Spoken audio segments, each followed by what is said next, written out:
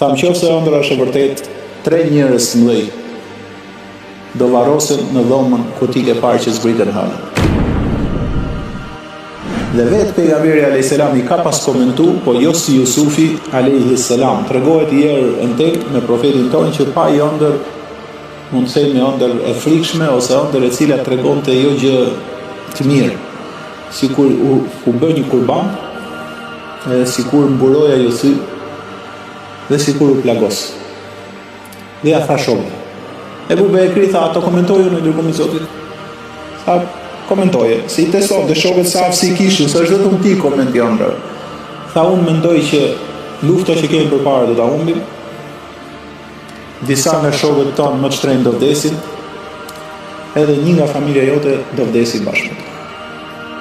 Çai tha, për Zotin o Ebu Bekër, e ke komentuar siç ma komentoi vetë Xhebraili.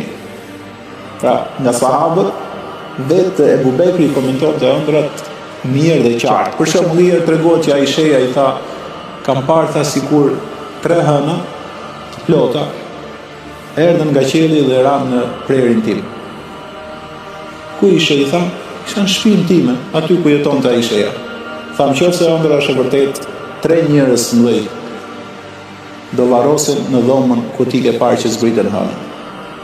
Ishte erët shumë, pasaj ashtu ndodhi. Pejgamberi vdiq aty dhe pejgamberët ku kanë dhënë shpirt aty duhet të varrosen. Ebu Bekri aty u varros dhe Omeri aty u varrosen dhe 3 hënat ishin këto 3 njerëz të mëdhenj.